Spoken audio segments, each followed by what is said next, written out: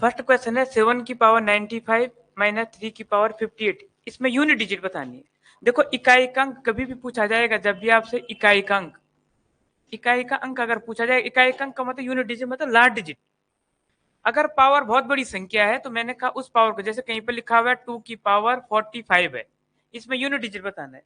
तो इसकी पावर को छोटा कीजिए। आप 2 को 40 टाइम बार तो मल्टीप्लाई करेंगे नहीं, इसकी साइकिलिसिटी कितनी होती है 4, मैंने 4 डिजिट के बाद अगर मल्टीप्लाई करते जाएंगे आप तो रिपीट होगा, इसलिए आप इसको 4 से भाग देते हैं, जो रिमाइंडर आता है उसको क्या बनाते हैं पावर। तो इसको अगर आप 4 से भाग देते तो रिमाइंडर कितना आएगा 1, तो ये बन जाएगा 2 की पावर 1, और 2 की पावर 1 कितना होगा 2, ऐसा होता है। तो ये भी सेम था, यहाँ पे देखो इसको कितने से डिवाइड करते हैं आप 4 से। 95 को अगर आप 4 से डिवाइड करते तो रिमाइंडर कितना आता, देखो 4 दूने 8, 4 3 कितना रिमाइंडर आता 3, माइनस इस 58 को अगर आप 4 से भाग देते तो रिमाइंडर कितना आता 56 तक भाग जाता, कितना रिमाइंडर आता 2, तो माइनस 3 की पावर कितना होता 2। 7 की पावर 3 होता है 7 इंटू 7 इंटू 7, यहाँ 3 की पावर 2 होता है कितना 9। ध्यान रखना मुझे पूरा सॉल्व नहीं करना है, मुझे इकाई का अंक निकालना है। तो ये ऐसा होगा 7 7 जा 49 के लास्ट में क्या आ रहा है 9, 9 7 जा 63, यहाँ से तो यूनिट डिजिट आएगी 3, 63 मतलब 3, 63 में ये आएगा ना 63, तो लास्ट में क्या आएगा 3, अब माइनस 9। अब देखो 3 में से 9 माइनस होता है, लेकिन इससे इधर भी तो संख्याएं होंगी, ये 3 तो इसकी यूनिट पे है, तो जब 3 में से 9 माइनस 9 तो यहाँ से हम कैरी लेंगे, यहाँ कैरी यहाँ फॉरवर्ड होगा तो 13 बनेगा, 13 में से 9 माइनस होगा कितना आएगा 4, तो इसकी यूनिट डिजिट कितनी होनी चाहिए, तो आपका आंसर आता है इसमें बी, ब्रावो आंसर।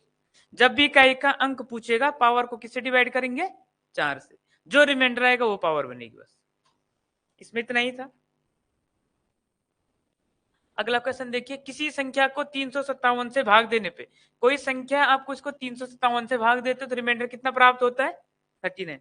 इसी सेम संख्या को किससे भाग दे रहा हो 17 से, तो कितना रिमाइंडर आएगा, तो मैंने कहा था इस 17 से सीधा आप इसको भाग दो, इसके रिमाइंडर जो ये डिवाइजर है ना, इस डिवाइजर से इसके रिमाइंडर, सॉरी इसके रिमाइंडर को भाग देंगे आप।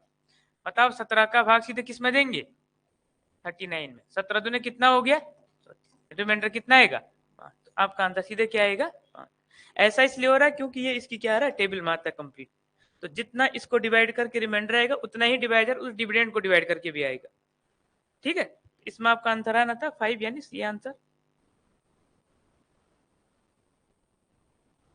अगला क्वेश्चन है 3 अंकों की कितनी संख्याएं 6 से विभक्त होगी। सीरीज का क्वेश्चन है 3 अंकों की कितनी संख्या, देखो 3 अंकों की संख्या शुरू कहां से होती है 100 से, और खत्म कहां पर होती है 999। टोटल 3 अंकों की संख्या यहीं तक है ना, लेकिन इन 3 अंकों की संख्याओं में भी वो देखनी है जो किससे डिवाइड हो 6 से। अब देखो 100 तो डिवाइड होता नहीं है, 100 6 से डिवाइड होता है, 101 भी नहीं होता है। पहली संख्या कौन सी डिवाइड होती है 102, 102 में 6 का भाग जाएगा, अगली संख्या इससे 6 आगे होगी, यानी कौन सी होगी 108। अब सीधे लास्ट वाली देखो 999 तो होगी नहीं डिवाइड, 999 डिवाइड होगी 6 से नहीं होगी, इससे पीछे आएंगे 998 भी नहीं, 997 नहीं, कौन सी डिवाइड होगी 996 लास्ट नंबर है 3 डिजिट का जो डिवाइड होगा किससे 6 से। पहला नंबर ये होगा, लास्ट नंबर ये। अब बताओ ये कौन सी सीरीज चल रही है एपी, 6 का गैप। हमें एपी सीरीज में नंबर ऑफ टर्म निकालने, यानी क्या निकालने एन। अब मैंने पिछले वाले पेपर में बताया था एपी सीरीज में जब भी नंबर ऑफ टर्म निकालना होगा तो क्या करना है लास्ट माइनस फर्स्ट। अगर आप इस लास्ट माइनस में से कितना करोगे फर्स्ट, कितना आएगा 6 में से 2 गया 4, यहाँ पे कितना आएगा 9, 9 में से कितना 894। इनमें गैप कितने का चल रहा है एपी, तभी तो है जो 6 का गैप, इस समान गैप को इसमें ऐड करना है, उसी गैप से इसको क्या करना है डिवाइड, तो नंबर ऑफ टर्म निकलेंगे। ये हो जाएगा 894, 6 जोड़ेंगे तो कितना हो जाएगा 900, और 900 डिवाइड बाय 6 करेंगे आप तो कितना 0, कितना आएगा 150, तो टोटल नंबर ऑफ टर्म 150 है। इसका मतलब ये टोटल कितनी संख्याएं होंगी 150 संख्याएं जो किससे डिवाइड होंगी 6 से। अगर आप ऐसे लिखते जाएंगे कहां तक 996 तक, तो उनकी संख्या कितनी होगी 150। तो ऐसा ही पूछा गया कि कितनी है वो संख्या, तो 150। अगला क्वेश्चन पाओ, भाग के प्रश्न में भाजक भागफल का भागफल से 10 गुना है तथा शेषफल का 5 गुना है, यदि शेषफल 46 है, ये देखो कल भी आया था शायद ऐसे क्वेश्चन, इसमें रिमाइंडर गिवन है। देखो शेषफल कितना दे रखा आपको, शेषफल सीधे दे दिया आपको, कितना है 46 है। और इसने क्वेश्चन में बोला भाजक भागफल का कितना गुना है, जो भाजक है भाजक बराबर है भागफल का कितना गुना, क्वेश्चन का कितना गुना 10 गुना, और शेषफल का कितना गुना है 5 गुना। यही भाजक शेषफल का कितना गुना है, शेषफल का 5 गुना है। और शेषफल आपके पास गिवन है, शेषफल मतलब रिमाइंडर, भाजक मतलब डिवाइजर। ठीक है, अब आप देखो मैं इस शेषफल को, इस शेषफल की वैल्यू 46 है, ये 46 यहाँ पे रख दो, 46 यहाँ पे रख दो, तुम्हें तो क्या मिलेगा भाजक, डिवाइजर मिल जाएगा। तो भाजक बराबर हो जाएगा शेषफल कितना है 46 इंटू 5, जिस इक्वल टू हो जाएगा 5 के 30, ठीक है 5 को 20, 230। भाजक मिल गया, शेषफल मिल गया। अब मैं फिर यहाँ पे भाजक की वैल्यू रखूंगा तो क्या निकल जाएगा भागफल। मैं इस वैल्यू को यहाँ पे रख दूं तो यहाँ पे हो जाएगा भाजक बराबर, इस भाजक की जगह डायरेक्ट रख दूं मैं, इसमें वैल्यू रख दूं मैं डायरेक्ट। यहाँ पे देखो मैं अगर डायरेक्ट वैल्यू रखूंगा तो भाजक की जगह पे कितना रखूंगा 230 इक्वल टू भागफल गुणा कितना हो जाएगा 10। अब देखो इस जीरो से जीरो कट गया तो भागफल की वैल्यू कितनी आई 23, हमारा भागफल कितना आ गया 23 है। अब देखो शेषफल आपके पास है, भाजक आपके पास है, भागफल आपके पास है, क्या निकालना आपको अब डिविडेंड, डिविडेंड मतलब भाज्य। तो भाज्य बराबर फॉर्मूला है, भाज्य बराबर होता है भाजक गुणा भागफल प्लस शेषफल, यानी डिविडेंड बराबर divisor into quotient plus remainder. अब देखो भाजक कितना दे रखा आपको 230 इंटू भागफल कितना निकला हमारा 23 प्लस रिमाइंडर कितना है इसमें 46, रिमाइंडर देखो 46 है ही। अब सॉल्व करेंगे, देखो 23 गुणा 23 होता है 529, इसके पीछे जीरो लग जाएगा, प्लस कितना हो जाएगा 46। अब जोड़ दो 6 आ जाएगा, ठीक है 9 और 4 13, ठीक है 3 और 5 5336, वही क्या है भाज्य आपका 5336, यानी आंसर क्या आएगा आपका डी।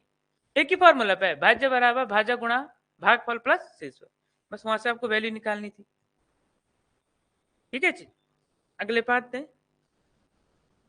नेक्स्ट क्वेश्चन अगला, किसी संख्या को 3 से भाग देने पर कितना भागफल प्राप्त होता है, सॉरी शेषफल 1 प्राप्त होता है 3 से भाग देने पर। ये बोला इसके भागफल को मैं 2 से भाग दूं तो कितना शेषफल प्राप्त होगा 1।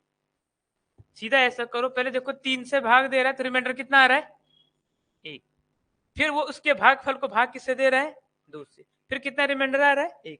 तो पहले हम वो संख्या निकालेंगे, 3 से भाग देने पे 1, फिर उसका जो भाजक है भागफल है उसको 2 से भाग देने पे 1, उनके नीचे रिमाइंडर रख दी।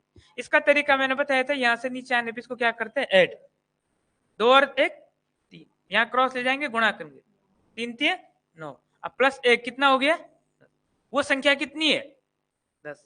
आपसे संख्या नहीं पूछी है, आपसे बोल रखा है कि उस संख्या को मैं किससे भाग करूं 6 से, तो रिमाइंडर कितना आएगा। तो संख्या तो मुझे पता लगी संख्या कौन सी है 10।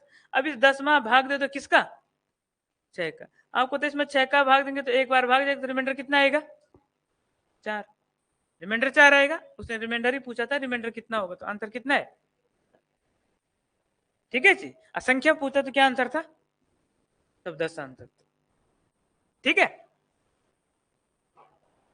अगला क्वेश्चन देखिए, ये क्वेश्चन है एचसीएफ का क्वेश्चन है। देखो जब भी ऐसे फ्रैक्शन में है ना, हमें निकालना क्या है एचसीएफ। तो यहाँ पे देखो ये फ्रैक्शन है 7/9, ये है 14/15, ये है 7/10। जब भी फ्रैक्शन में एचसीएफ निकालना हो चाहे एलसीएम निकालना हो तो ये ध्यान रखना, हमें निकालने के लिए क्या है एचसीएफ। तो इनका तो एचसीएफ निकलेगा, जो ये न्यूमरेटर है ना एचसीएफ, और जो ये डिनोमिनेटर इनका क्या निकलेगा एलसीएम। एज इट फ्रैक्शन में रखना है। अब देखो 7 14 और 7 का एचसीएफ कितना होगा 7, डेट मिल रहा है। नीचे वालों का क्या निकलेगा एलसीएम, तो इनका एलसीएम कितना आएगा 90 टाइप, ऐसा संख्या जो सबसे डिवाइड हो 90 है सीधा, तो आपका सीधा आंसर क्या आएगा 7/90। इसका आंसर आएगा 7/90। आंसर कितना है इसका ए आंसर। अगला क्वेश्चन देखो, दो संख्याओं का योग 216 है और इनका एचसीएफ 27 है। दो संख्याओं का योग है, एक संख्या अगर आप x मानते हैं और एक y मानते हैं, इसने कहा इनका योग कितना है 216, लेकिन इनका एचसीएफ कितना है 27। देखो एचसीएफ 27 तभी हो सकता है जब एचसीएफ इनका क्या होगा, एक मल्टीपल होगा ना। एचसीएफ का मतलब क्या होता है, दोनों का क्या होना चाहिए, गुणज। तो एक संख्या x और एक y है, तो क्या इसमें एचसीएफ 27 है? नहीं है ना 27। 27 एचसीएफ तब होगा जब ये संख्या क्या होगी 27x और एक संख्या क्या होगी 27y। ये दो संख्याओं में एचसीएफ कितना निकलेगा आपका 27 ही निकलेगा। इसने कहा इन दोनों का योग कितना है 216, यानी 27x प्लस 27y बराबर कितना हुआ 200। अब देखो यहाँ से आप 27 कॉमन लेंगे तो अंदर बचेगा x plus Y this equal to 216। ये 27 से कट जाएगा, कितनी बार कटेगा 8 बार, तो 27 से डायरेक्ट कितनी बार कट गया 8 बार। तो x प्लस वाई की वैल्यू आई 8। अब यहाँ से मुझे x और y निकालना है, तो एक चीज ध्यान रखना, जब भी ऐसी कंडीशन आएगी अब आपको ये देखना है कि x और y ऐसे दो नंबर लेट करो जो आपस में जुड़ के कितने हो जाए 8 और एक दूसरे के क्या हो कोप्राइम। शर्त ये भी है क्या होना चाहिए कोप्राइम।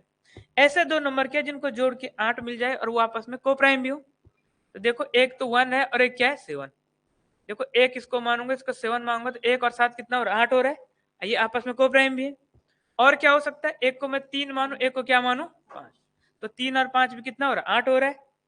और कुछ हो सकता है 6 और 2 हो सकते हैं, 6 और 2 इसलिए नहीं हो सकते हैं कि 6 और 2 आपस में क्या नहीं है कोप्राइम। तो अगर कभी क्वेश्चन पूछेगा इसके कितने जोड़े संभावित है तो आंसर कितना आएगा 2। हमसे संख्या पूछिए ना, वैल्यू रख दो। x की जगह पर अगर आप 1 रखोगे एक संख्या बन जाएगी कितनी 27। तब आपको y की जगह पे क्या रखना पड़ेगा, तो y की जगह पे 7 रखेंगे तो कितना हो जाए 7 7 49, 7 दूने 14 और 18 189। तो देखो 27 और 189 ऑप्शन में है, ऑप्शन में वही है कौन सा वाला, तो यही आंसर। अगर ये ऑप्शन में ना होता तब मैं x को क्या मानता और y को क्या मानता 5, क्योंकि इसमें संभावित संख्याएं 2 हैं। लेकिन मैंने जैसे पहले रखा वही ऑप्शन मिल गया, तो एक ही आंसर होगा ऑप्शन में, ठीक है। अब कभी नंबर ऑफ पेयर पूछेगा तो कितना आंसर देंगे आप 2, ऐसी दो संख्याएं बन सकती। क्लियर होगी ये चीज। अगला क्वेश्चन पाओ। अगला क्वेश्चन है इसमें दो संख्याओं का महत्तम समापवर्तक 8 है, निम्न में से कौन सा उनका एलसीएम नहीं हो सकता है। देखो हमेशा एचसीएफ किसको डिवाइड करता है एलसीएम को, तो जब इनका एचसीएफ 8 है तो इनका एलसीएम वो नहीं होगा जिसको ये डिवाइड नहीं करेंगे, मतलब जिसको भी डिवाइड करेंगे वो उनका एलसीएम हो सकता है। तो 8 का भाग तो जा रहा है इसमें भाग, इसका तो इसका एलसीएम हो सकता है, तो ये मेरा आंसर नहीं होगा। इसमें भाग जा रहा है ये भी मेरा आंसर नहीं हो सकता, इसमें भाग जाता है ये भी मेरा आंसर नहीं हो सकता, इसमें भाग नहीं जा रहा है इसका मतलब ये इसका एलसीएम नहीं हो सकता। और यही पूछा गया कि कौन सा एलसीएम नहीं है, तो आंसर कितना है डी। एचसीएफ हमेशा एलसीएम को क्या करेगा डिवाइड करेगा, ठीक है। अगला क्वेश्चन, वह बड़ी सी बड़ी कौन सी संख्या है जिसे 43, 91 और 183 से भाग देने पर प्रत्येक दशा में समान शेष बचे। हमें वह संख्या बतानी है कि जिसका भाग हम इनमें दें और हर जगह से रिमाइंडर क्या है एक जैसे। या तो आप ऑप्शन उठा के देखो, दूसरा तरीका ये है कि ये क्वेश्चन जब बड़ी सी बड़ी संख्या है तो क्वेश्चन किसका है वो एचसीएफ का क्वेश्चन है। इसमें रिमाइंडर की बात भी हो रही है, तो एचसीएफ में जहां रिमाइंडर की बात हो रही है, लेकिन रिमाइंडर तो नहीं दे रखा ना, संख्याएं तो दे दी 43, 91 और 183। लेकिन अगर कोई रिमाइंडर दे रखा होता तो मैं उस रिमाइंडर को पहले इनमें से क्या करता मैंने, लेकिन रिमाइंडर नहीं है, इसने कहा एक रिमाइंडर जो है वो सब में क्या है समान। उस केस में क्या करेंगे नेक्स्ट टर्म में से उसका प्रीवियस टर्म माइनस करेंगे, यानी इस 91 में से कितना माइनस करोगे आप 43। तो आप 91 में से 43 लेस करेंगे तो कितना आएगा 11 में से 3 गए कितना 8, कितना आएगा 48 पहली संख्या। दूसरी संख्या में तीसरे में से किसको माइनस करेंगे आप दूसरे, यानी 183 में से आप 91 माइनस करो कितना आएगा 90। और जो तीसरी संख्या है वो थर्ड में से किसको माइनस करना है फर्स्ट को, यानी आप 183 में से फिर 43 को लेस करेंगे 0, ठीक है 1, ये यार है ना। अब ये तीन संख्याएं आ गई, पिछले मतलब अगले वाले टर्म में से उसका पिछला माइनस, इसमें से इसका पिछला वाला माइनस, इसमें से ये माइनस। अब ये तीन संख्याओं का क्या लेना आपको एचसीएफ।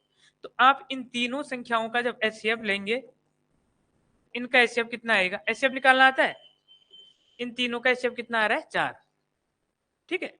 इनका एचसीएफ 4 आ रहा है तो आंसर कितना होगा हमारा, एचसीएफ निकाल देंगे, निकालना मैंने एचसीएफ ऐसे निकालना है। देखो ये 48 सबसे छोटा नंबर है, इससे किसको डिवाइड करेंगे आप 92, ऐसे डिवाइड करते हैं एचसीएफ निकाल। कितनी बार भाग जाएगा एक ही बार, 48। कितना रिमाइंडर है कि 12 में से 8 गया, 8 में से 4 गया 44। अब ये रिमाइंडर क्या बन जाएगा, डिवाइजर। इससे पहले वाला डिवाइजर बन जाएगा डिविडेंड। कितनी बार भाग जाएगा, एक। कितना है अब, 4। फिर ये बन जाएगा डिवाइजर, इससे पहला वाला डिवाइजर क्या बन जाएगा, डिविडेंड। कितनी बार भाग गया, 11। भाग किससे गया, तो इन दोनों का एचसीएफ कितना हुआ। अब देखना क्या 4 की टेबल में आता है 140। 140 भी 4 से डिवाइड हो रहा है ना, तो तीनों का एचसीएफ कितना हो गया, और जो एचसीएफ है वही मेरा क्या होगा, आंसर। यानी आंसर कितना हो गया। जब भी ऐसा क्वेश्चन आएगा वो बड़ी सी बड़ी संख्या ज्ञात कर। सबसे पहले देखिए क्वेश्चन किसका हुआ, एचसीएफ का। ठीक हो गया। अब एचसीएफ का क्वेश्चन लेके इसमें कंडीशन भी लागू है कि इसमें क्या बचना चाहिए, शेष। शेषफल तो दे नहीं रखा है, रिमाइंडर तो दे नहीं रखा, इसने का रिमाइंडर समान है। जब समान रिमाइंडर का केस आएगा तो आपको क्या करना है, आगे वाले टर्म में से उसका प्रीवियस टर्म क्या करना है, मैंने देखो एक नंबर 43 है, एक 91 है, वो एक 183 है। आप 91 में से कितना माइनस करेंगे, 43, तो आपके पास कितना आएगा 40। अगली बार 183 में से किसको माइनस करेंगे, 91 को, कितना आएगा 92। फिर इसी 183 में से किसको माइनस करेंगे, तो आपके पास कितना आएगा 1। इनका क्या लेना है, वही आपका आंसर। को नहीं लिख दिया ना, वह बड़ी संख्या कौन सी है जिससे इनको भाग देने पर प्रत्येक दिशा में समान शेषफल। बात तो वही हुई, मतलब इनको भाग देने पे, इनसे भाग नहीं देना है, उस संख्या का भाग किसमें देना है, इनमें, वो बड़ी सी बड़ी होनी चाहिए। ठीक है। अगला क्वेश्चन देखिए, सिंपल क्वेश्चन है, सिंप्लीफिकेशन का है। देखो इसका गुणा यहाँ कर दो, 3 1 जा 3, 3 में से 1 माइनस होगा, कितना आएगा, इंटू 4 1 जा 4, 4 में से कितना, इंटू 5 1 जा 5, 5 में से यानी 4/5। ऐसे लास्ट वाले को लिखिए, कितना आएगा 49/। अब आप यहाँ देखो ऐसे कट रहे ना, कट गए। इसका क्या बचा, न्यूमरेटर। इसका क्या बचेगा, डिनोमिनेटर। एज ए फ्रैक्शन में रखो, ऊपर से 2 बचेगा, यहाँ लास्ट से क्या बचेगा 50। 2/50 को आप क्या बोल सकते हैं, 1/25। इसमें ऊपर न्यूमरेटर बचेगा तो लास्ट वाले का क्या बचेगा, डिनोमिनेटर। इसका डिनोमिनेटर बचेगा तो लास्ट वाले का, तो 1/25 आंसर है। यानी ऑप्शन कौन सा आपका, ये आंसर। ठीक है, तो सिंपल क्वेश्चन था। अगले क्वेश्चन पाओ आप, किसी छात्र को एक संख्या का 3/8 निकालने के लिए कहा गया। किसी संख्या का मतलब वो संख्या मान लो आप कितनी है, x है। इस संख्या का कितना निकालना था, 3/8। मतलब इसकी वैल्यू आनी चाहिए थी 3x अपॉन कितनी आनी चाहिए थी, 8 का मतलब गुणा होता है। इसको 3/8 से गुणा करना था, उसने क्या कर दिया, इसको 3/8 से क्या कर दिया, भाग। तो उसने इसको 3/8 से भाग कर दिया, जो ठीक उत्तर से 55 क्या हो गया, ज्यादा आ गया। ठीक है, तो उसने इसको भाग कर दिया, किसको, इस x को भाग कर दिया किससे, 3/8 से, ऐसा कर दिया। तो ये वाली वैल्यू ज्यादा आ गई, इससे कितनी ज्यादा आई, तो ये इसका डिफरेंस ही होगा, 55 नहीं होगा। अब आप सॉल्व करेंगे तो 8 ऊपर चले जाएगा, ये हो जाएगा 8x/3 minus 3x/8 equal to 55। अब यहाँ देखो एलसीएम कितना आएगा इनका, 24। 3 और 8 का एलसीएम 24। 3 से 24 कितनी बार कटेगा, 8। 8 का गुणा ऊपर करो, 8 64। 8 का गुणा भाग दो कितनी बार, 3। 3 का गुणा करें कितना, इक्वल टू यहाँ कितना हुआ, 64 में से 9 गया तो कितना बचेगा, 55। ये हो जाएगा 55x/24 इक्वल टू यहाँ आएगा 55। और आपको तो 55 से 55 क्या हो गया, तो x की वैल्यू कितनी आ जाएगी, संख्या कितनी हो, तो 24 आपका आंसर है, यानी इसका आंसर सी आना। ठीक है, मल्टीप्लाई करना था संख्या को 3/8 से, तो ऐसा मल्टीप्लाई होना था, उसने मल्टीप्लाई नहीं किया, उसने क्या कर दिया, डिवाइड। और वो ठीक उत्तर से 55 आया, मतलब इसकी वैल्यू इससे ज्यादा है कितनी, तो डिफरेंस हुआ उनका।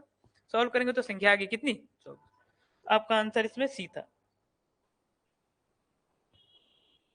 ठीक है, अगला क्वेश्चन देखिए, इसमें देखो सिंप्लीफिकेशन मतलब स्क्वायर रूट का क्वेश्चन था, सॉल्व करना है सिंपल से। यहाँ देखो जहां भी ऐसा क्वेश्चन है कि इसको लिस्ट फॉर्म में लिखने की कोशिश करो। देखो √24 है ना, मैं √24 को ऐसा लिख सकता हूं अंदर के 4 गुणा, ऐसा लिखा जा सकता है इसको, प्लस 216 को मैं लिख सकता हूँ 36 गुणा कितना, 6।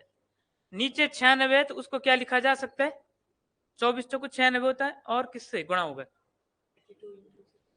नहीं जिस जो स्क्वायर 16 गुणा 16 से कभी 96 होता है। मैं 16 में 4 में 36 में क्यों तोड़ रहा हूँ उसको, ताकि वो रूट से क्या आ जाए, बाहर आ जाए।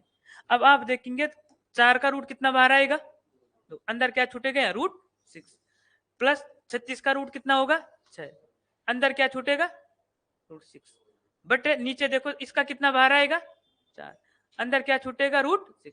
अब देखो 2 रूट 6 है, 6 रूट 6 है, कितने रूट 6 हो गए, 8 रूट 6, नीचे कितना बचेगा 4 रूट 6, रूट 6 से रूट 6 कट गया, 4 से 8 कितनी बार कट गया, 2 बार, आपका आंसर कितना आएगा 2। सिंप्लीफाई करना था डैड, ठीक है जी। हमेशा ऐसे नंबरों में अंदर ब्रेक करना है ताकि हम उसका क्या निकाल सके, रूट बाहर निकाल। मैंने 4 में इसीलिए तोड़ा, 4 का रूट निकल सकता है, 36 का रूट निकल सकता है, या 16 का रूट निकल सकता है, इससे सिंप्लीफाई हो जाएगा, आसान हो जाएगा, ठीक है।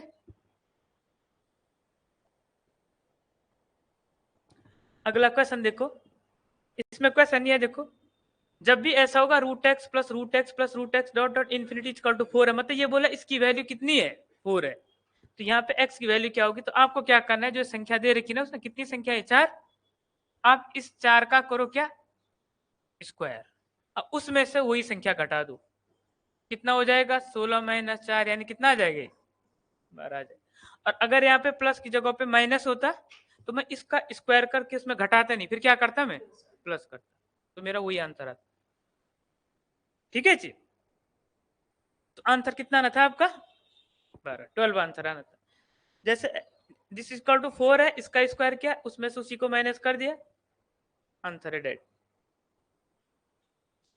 अगला क्वेश्चन है, एक व्यक्ति ने अपने बाग में इतने सेब लगाए, कितने 1 5 3 7 6, ठीक है। इसको इसने इस प्रकार लगाया कि जितनी पंक्तियां बनेंगी, जितनी पंक्तियों में पेड़ लगाए गए इतने क्या होंगे इसके रो भी बनेंगे, तो सीधा सा मतलब है किससे में हो रहा है स्क्वायर से में, तो उसके प्रत्येक पंक्ति में कितने पेड़ है, तो क्या निकालना आपको स्क्वायर रूट, वर्गमूल निकालना है। अब इसका वर्गमूल निकाला, डिवाइड मेथड से वर्गमूल निकालना आता है, यहाँ देखो पेयर बनाएंगे, ये पेयर सिंगल छूट गया पेयर, पहला पेयर किसके स्क्वायर के निकट है 1, तो 1 1 जा 1 हो जाएगा, कितना आएगा यहाँ से 0, पेयर उठेगा 53।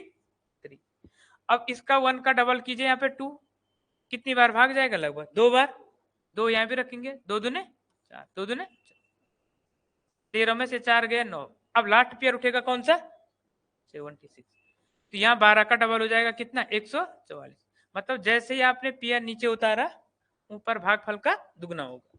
अब कोई नंबर यहाँ भी रखेंगे, वही नंबर आपको यहाँ भी रखना है, नहीं कुछ गलत, तो कितना था 24 होगा ना, सॉरी ये कितना होगा 24 होगा,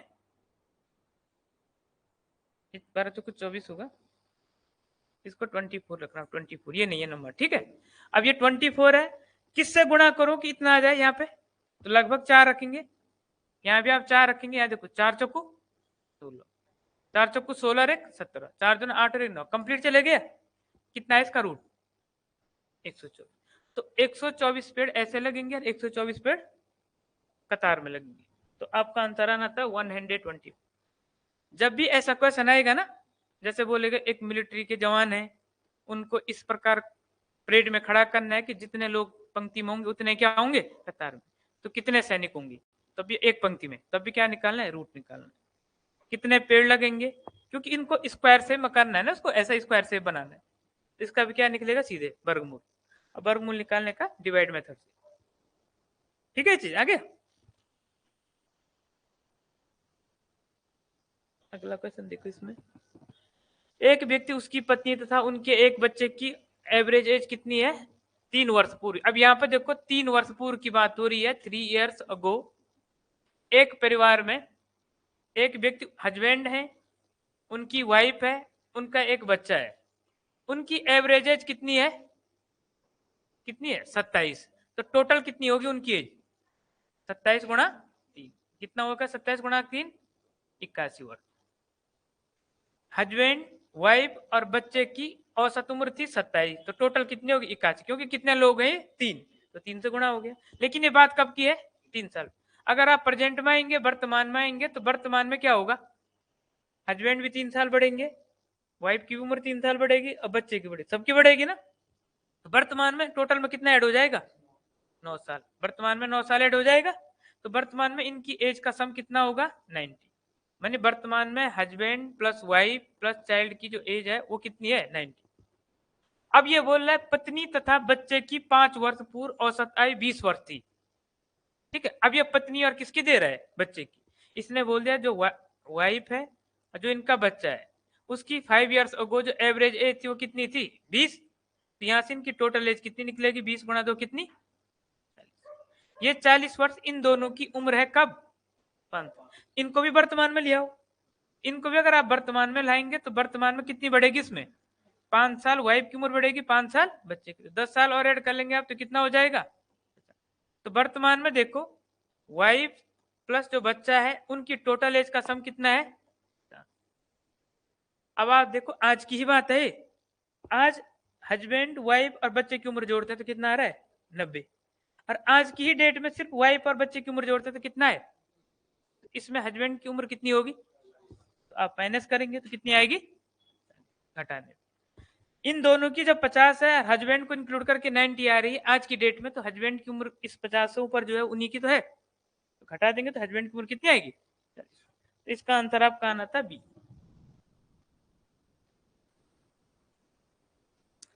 अगला क्वेश्चन देखिए। अगला क्वेश्चन है 20 छात्रों की एक कक्षा में एक 30 किलोग्राम भार वाला व्यक्ति चले जाता है, नए व्यक्ति के आने से औसत भार में कितने की वृद्धि होती है।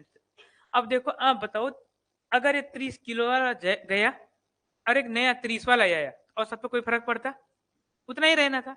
औसत 0.75 kg बढ़ा तो इसका मतलब जो नया वाला आया ना उस नए वाले का भार इससे क्या होगा ज्यादा होगा। कितना ज्यादा होगा क्योंकि उसके आने से एवरेज में कितने की वृद्धि हुई 0.75, ये एवरेज में हुई तो टोटल में कितनी की हुई होगी, कितने ऑब्जर्वेशन है वो 20। तो 20 को गुणा कर लो एवरेज से तो कितना हो जाएगा ये, देखो जीरो लगा दो, 2 पंजे 10, 2 से 14 15, यहाँ पे पॉइंट लगाएंगे तो कितना आएगा 15। 15 किलोग्राम की टोटल में क्या हुई है वृद्धि हुई है, एवरेज में तो इतनी हुई, टोटल में कितने की वृद्धि हुई 15 केजी। 15 केजी टोटल कैसे बढ़ा, उस नए वाले का भार पुराने वाले से कितना ज्यादा है 15 केजी। अब पुराने वाले का भार कितना केजी था 30 केजी पुराने वाले का था, नए वाले का भार इसमें 15 केजी ज्यादा होगा तो उसका भार कितना केजी 45 केजी। ठीक है चीज, तो आपका आंसर आना था 45 किलोग्राम यानी सी इसका राइट आंसर है। ठीक हो गया, आगे चीज समझ। 20 के एवरेज वेट में इतने की वृद्धि, तो 20 के टोटल में कितने की वृद्धि तो गुणा कर दिया 20 के टोटल में 15 केजी की वृद्धि।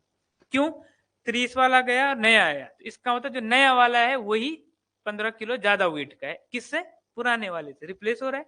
पुराना वाला 30 नया वाला उससे 15 ज्यादा तो कितने का 45। तो आपका आंसर आएगा 45।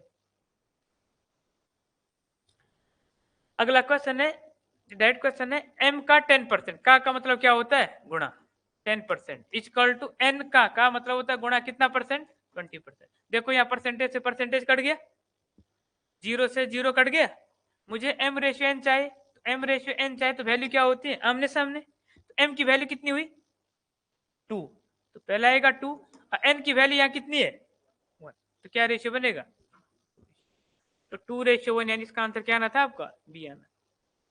ठीक है, अब कुछ कुछ क्वेश्चन थे, कुछ कुछ क्वेश्चन बहुत सिंपल थे जो जल्दी हो सकते हैं। अगला क्वेश्चन देखो, एक थैले में थोड़ा अच्छा क्वेश्चन है, एक थैले में 1 रुपया 50 पैसे और 25 पैसे के कॉइन्स हैं, लेकिन इनके मूल्यों का अनुपात ये सिक्कों का अनुपात नहीं है, इनकी वैल्यू का रेशियो, वैल्यू मतलब इनसे जो रुपये बनेंगे ना उसका रेशियो, क्या रेशियो है 13, 11 और हमें टोटल कॉइन्स दे रखे हैं, यहाँ पे सिक्के दे रखे हैं और ये इनके मूल्यों का रेशियो है।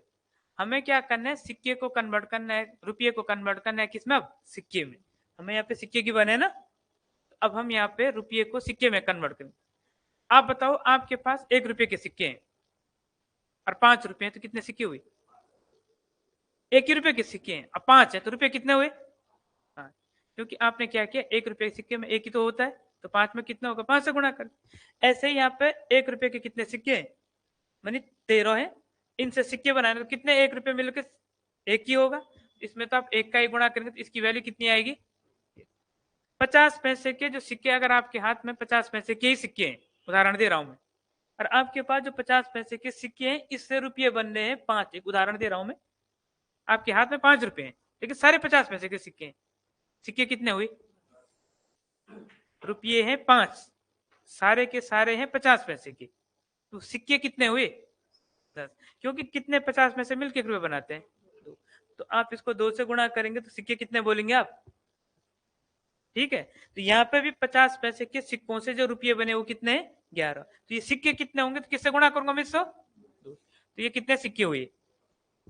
अब ये ये जो 25 पैसे के सिक्के हैं ना, उनसे कितने रुपये बने? 7। इनको भी मैं किस में कन्वर्ट करूंगा? सिक्के में। कितने 25 पैसे के रुपये बनते हैं?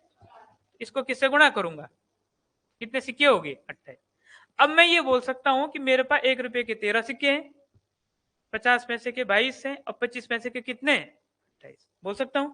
इसने कहा सारे सिक्के जोड़ेंगे तो कितना आना चाहिए? 378। इनको जोड़ दो, 13 प्लस 22 प्लस 28 जोड़ के कितना आना चाहिए? 378। कितना हो रहा है? 68 इक्वल टू हो रहा है 378। तो 1 यूनिट की वैल्यू कितनी आएगी यहाँ से? 63। तो 1 यूनिट की वैल्यू कितनी आएगी? 63 से डिवाइड हो जाएगा। 378 को आप 63 से डिवाइड करेंगे तो कितनी बार डिवाइड हो रहा है? अब देखो इसको आप 10, वैसे 9 से डिवाइड हो सकता है, आप चाहे तो 9 से डिवाइड कर सकते हैं। 9 से 63 हो गया, 9 चौको 36 हो गया और 9 दूने 18, 7 छक्का कितना हो गया? 42। कितना है इसकी वैल्यू? 1 इकाई की वैल्यू कितनी है? हमें किसके सिक्के बताने थे? 50। 50 पैसे के सिक्के कितने इसमें? इस 22 यूनिट की वैल्यू कितनी होगी? तो 22 गुणा 6 कर दो आप, 6 दूने 12, 6 दूने 12 1 13। कितने सिक्के होंगे? 132। क्योंकि हमसे 50 पैसे का ही पूछा है तो 122 ऑप्शन 132 ऑप्शन आपका क्या आंसर है? डी। ठीक है, रुपये को हमने कन्वर्ट किया किसमें? सिक्के में। और रुपये को सिक्के में कन्वर्ट करने के लिए मल्टीप्लाई। और एक क्वेश्चन देखो परसों के सेट में आ रखा था ना, वहां पे उल्टा था। वहां पे क्या था आपके पास? सिक्के का रेशियो गिवन था। गिवन क्या था आपको? रुपये। तो वहां पर आपने सिक्के किस में कन्वर्ट किए? रुपये में। सिक्के रुपये में कन्वर्ट किए तो वहां आपने डिवाइड किया था। ठीक है जी, इंपॉर्टेंट क्वेश्चन है ये भी। देखो एक मिश्रण है, 60 लीटर का मिश्रण है जिसमें दूध और पानी है 2:6। देखो टोटल मिश्रण है 60 का, उसमें मिल्क और वाटर का रेशियो क्या है? 2:3। तो मैं यहाँ से मिल्क की वैल्यू निकाल सकता हूँ। इस 60 लीटर में मिल्क कितना होगा? तो मिल्क की वैल्यू हो जाएगी कितनी? जो मिल्क की क्वांटिटी होगी, मिल्क की वैल्यू निकालो आप, 60 गुणा 2/3 तो कितनी हो जाएगी? 40 लीटर। बाकी क्या होगा इसमें? पानी। तो पानी कितना लीटर हो जाएगा? 20 लीटर। अब ये बोला मैं इसमें कितना पानी और मिलाऊं, यानी पानी और मिलाना चाह रहा है। आप मान लो इसमें कितना लीटर वाटर ऐड कर दो आप? x litre. इतने और पानी मिलाया तो दूध तो वही है 40, पानी पहले कितना था? 20, इसने कुछ और मिला दिया, कितना और मिलाया? x। तो दूध ये हुआ और पानी ये हुआ, तब दूध और पानी का रेशियो बन गया कितना? 1:, ये 1:2 दे रखा ना। अब आप इसको सॉल्व करेंगे तो यहाँ से निकल जाएगा। देखो 2 का गुणा करें कितना हो जाएगा? 80 इक्वल टू 20 प्लस x, और x से निकालना होगा तो 20 माइनस होगा, x की वैल्यू कितनी आएगी? 7। कितना लीटर पानी और ऐड किया उसने? 7 लीटर। तो आपका आंसर आना था सी। इस पूरे 60 लीटर में मिल्क और वाटर है 2:3 में, तो मैंने यहाँ से मिल्क की वैल्यू निकाली। टोटल तो 60 है, इस 60 में मिल्क की वैल्यू कैसे निकलेगी? टोटल इंटू मिल्क कितना है इसमें? 2 upon sum of ratio, ratio का योग नीचे रख दिया। इसको सॉल्व करके मिल्क आया 40 लीटर। टोटल 60 में से 40 मिल्क है तो वाटर कितना होगा? रेस्ट ऑफ वाटर कितना? 20 लीटर। अब इसने कम, इसमें और पानी मिला रहा हूं, तो और पानी मिला रहा, कितना मिला रहा है पता नहीं, हमने माना x लीटर मिलाया, तो दूध तो वही रहेगा 40, पानी कितना हो जाएगा? 20 पहले से था, x लीटर और डाल दिया तो 20 प्लस, तब नए मिश्रण में मिल्क और वाटर का रेशियो बनेगा milk upon water. This is called, उसने दे रखा कितना? 1 लीटर। सॉल्व कर दिया, यहाँ से x की वैल्यू आएगी 60 लीटर। ठीक है, अगला क्वेश्चन पाओ। अगला क्वेश्चन है, 2 पाइप ए तथा बी किसी टंकी को 24 मिनट, 20 मिनट और 24 मिनट में भर सकते हैं। एक निकासी पाइप टंकी को 3 गैलन प्रति मिनट की दर से खाली कर सकता है। तीनों पाइपों को एक साथ कार्य करके, ठीक है, ये खाली टंकी को 15 मिनट में भर सकते हैं। तो टंकी की धारिता, धारिता का मतलब क्या होता है? कैपेसिटी। टंकी की कैपेसिटी कितनी है ये बताना है ना। पहले मैं ये देखूंगा, देखो मुझे ये पता है कि पाइप ए कितने मिनट में इसको फिल करता है 20, पाइप बी इसे कितने मिनट में फिल करता है 24। सी वाला तो खाली कर रहा है ना, मैं पहले देखना चाहता हूं कि सी पूरी टंकी को कितने मिनट में खाली कर सकता हूं। पहले मैं सी की एफिशिएंसी तो निकाल दूं। मुझे पता है कि तीनों पाइप खुलेंगे तो टंकी कितने मिनट में, 15 मिनट में क्या हो जाएगी, भर। यानी ए भी भरेगा, बी भी भरेगा, सी वाला क्या करेगा, खाली। अगर सी वाला इसको क्या करता है, खाली, तो पूरी टंकी तब कितने मिनट में भरती है, 15 मिनट। तब ये है ना, इनका एल्शियम लो, इनका एल्शियम कितना आएगा, 120। 20 का भाग कितनी बार जाएगा इसमें, 24 का भाग, 15 का भाग। अब देखो इसको हटा दो, मैं आपको समझा रहा हूं। यहाँ देखो, ये दोनों तो टंकी को भर रहे हैं, ए और बी भरेंगे तो कितना पार्ट भरेंगे, 11। और सी वाला खोल दे तो तब कितना पार्ट भर रहा है, 8। देखो ए और बी खुलेंगे तो टंकी में 8 यूनिट पानी आएगा। लेकिन अगर वो सी खाली वाला भी खुलेगा ना, तो तब टंकी में मात्र कितना पानी रुक रहा है, 8। 8 यूनिट रुक रहा है ना। इसका मतलब सी यहाँ से कितना पानी बाहर निकाल रहा है, 3। तो सी 1 मिनट में कितना यूनिट पानी निकाल रहा है, 3। अब पूरी टंकी कितनी की है, अगर इस पूरी टंकी को सी को खाली करना होगा तो वो 1 मिनट में 3 यूनिट निकालता है। तो ये 120 यूनिट पानी को कितने समय में खाली कर सकता है, कितने में। अब मुझे ये पता लग गया है कि सी पूरी टंकी को कितने मिनट में खाली कर सकता है, 40। ये पता हो गया। इसने कह रखा है यहाँ पे सी जो है इस टंकी में से 3 गैलन प्रति मिनट की दर से क्या करता है, खाली। मैंने 1 मिनट में कितना गैलन खाली करता है, 3। तो मैं यहां से देखूंगा तो सी पूरी टंकी को कितने में खाली कर रहा है, 40 मिनट में। तो जब सी पूरी टंकी को 40 मिनट में खाली कर रहा है तो सी 1 मिनट में कितना, मतलब इसमें से पानी खाली करेगा। सी पूरी टंकी खाली करता है 40 मिनट में, तो ये 1 मिनट में इसका कितना पार्ट खाली करेगा, तो 1 मिनट में कितना करेगा, 1/40 करेगा 1 मिनट में। इसने कहा 1 मिनट में कितना गैलन खाली करता है, तो ये 1/40 ही तो कितना है, 3। अगर ये टंकी की कैपेसिटी में देखेंगे, टंकी के उसमें देखेंगे, तो इस पूरी टंकी का मान लो इतना हिस्सा कितना है, 1/40 है। और ये गैलन में कितना है, 3 गैलन है। तो ये 1/40 ही कितने गैलन के बराबर है, 3 गैलन के बराबर, 3 गैलन के बराबर। तो पूरी टंकी कितने की, तो पूरी टंकी क्या होगी, फ्रैक्शन में 1 यूनिट। इसका यहाँ मल्टीप्लाई कर दो, पूरी टंकी कितनी की होगी, 120 गैलन। अब देखो यूनिट गैलन में, तो गैलन में आएगा, लीटर में होता तो क्या होता। तो पूरी टंकी की जो कैपेसिटी है वो कितनी गैलन है, 120 गैलन। तो इसका आंसर आना है 120।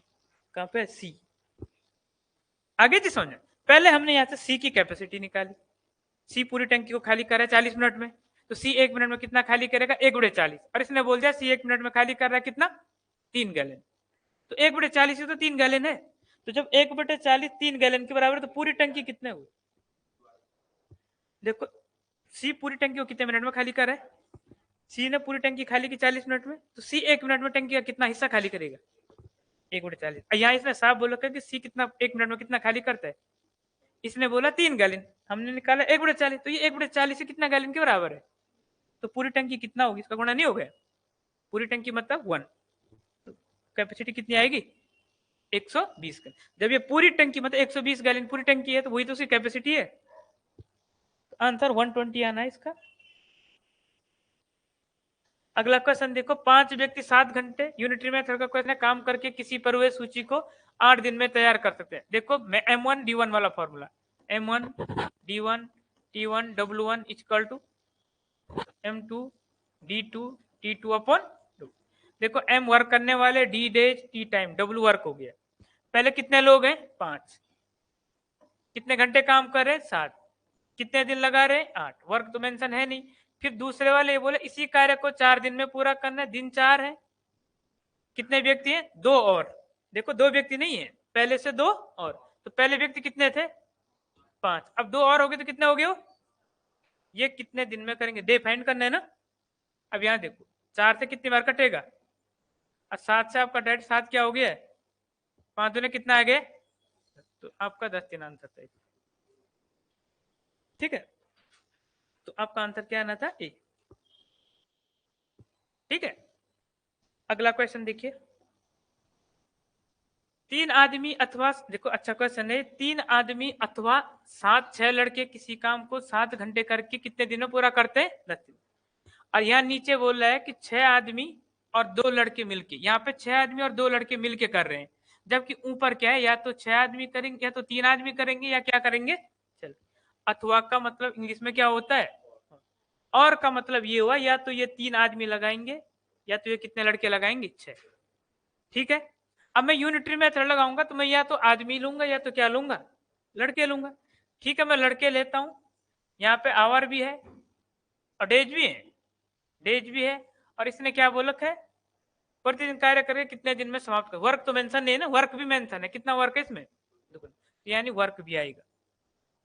अब देखो मैंने लड़के लिए तो लड़के कितने काउंट करूंगा मैं, 6। क्यों, मैंने यहाँ पे आदमी नहीं लिए, दोनों में से कोई एक लेना था, तो मैंने लड़के लिए 6। कितने घंटे काम कर रहे हो, 7। कितने दिन लगा रहे हो, 10। अभी वर्क पता नहीं था। अब क्या होगा, यहाँ देखो, यहाँ नीचे उसने बोला 6 आदमी और 2 लड़के मिलके काम कर रहे हैं। अब मैं यहाँ अथवा तो लिखा नहीं है, यहाँ तो मैं कोई भी ले सकता हूँ ना। अथवा का मतलब ये हुआ कि 3 men इक्वल टू 6 बॉयज। तो या तो आप 3 आदमी ले लो या तो आप 6 लड़के लो, काम बराबर ही करेंगे वो। लेकिन यहाँ इसने ये बोल दिया कि इन 6 आदमियों के साथ साथ कौन काम कर रहे हैं। अब यहाँ हम आदमी को छोड़ नहीं सकते, हमको इसको भी किस में कन्वर्ट करना पड़ेगा, लड़के। हमें यहाँ बॉयज रखा ना, वो यहाँ से कन्वर्ट होंगे। यहाँ देखो 3 men कितने के बराबर है, तो 1 man कितने के बराबर होगा, 3 से काट कितना।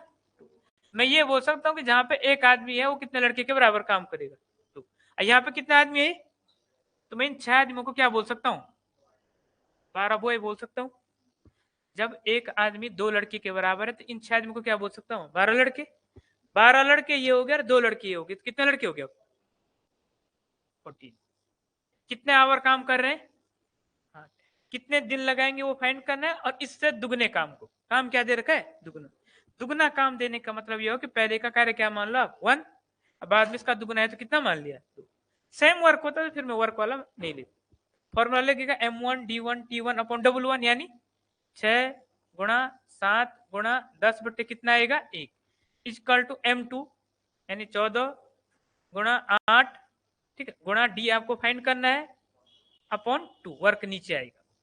अब यहाँ देखो 7 से कट गया, 7 कितनी बार, 2 बार, 2 से 2 कैंसिल हो गया है।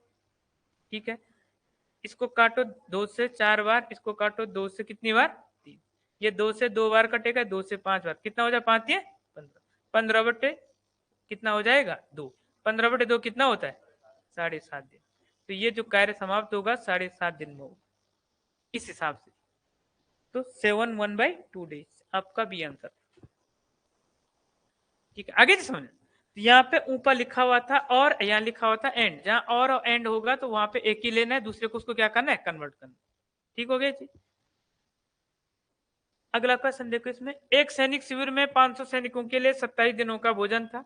यहाँ पे देखो ये क्वेश्चन आ गया, एक सैनिक शिविर था, इसमें कितने सैनिक थे, यहाँ पे 500। इनके लिए पूरा भोजन यहाँ से अगर स्टार्ट करते तो यहाँ पे समाप्त करते तो कितने दिन का था, 27 दिन का था। ये है ना, अगर ये यहाँ से शुरू करते तो यहाँ पे खत्म करते तो दिन कितने लगते, 27।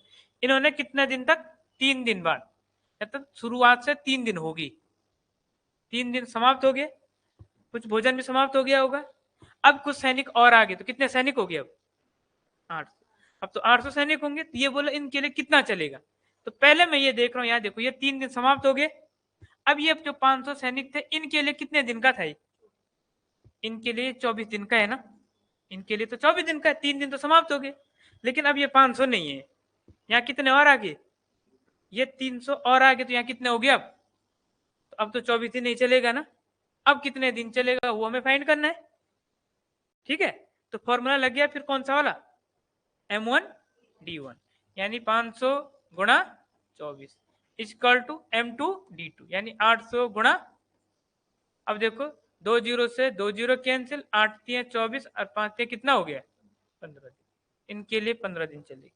तो आपका आंसर आना था इसमें ए वाला आंसर, 15 दिन। समझ में आई नहीं आई चीजें, 3 दिन बाद आई ना सैनिक, तो 3 दिन के समाप्त हो गए। तो इन 500 के लिए बचे हुए दिन कितने थे, 24। इन्होंने इसको 24 दिन में खत्म करना था, कितने, 500 ने, लेकिन वहां 300 आ गए तो ये हो गया 800। तो 800 के लिए कितने दिन चलेगा, तो M1D1 का फॉर्मूला लगाएंगे, ये भी सॉल्व। ठीक हो गया चीज, आगे समझ, आगे करें फिर नेक्स्ट क्वेश्चन देखिए।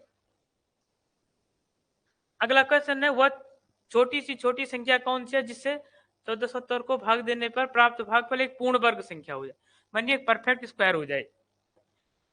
ठीक है, 2400 क्वेश्चन था ना, ठीक है।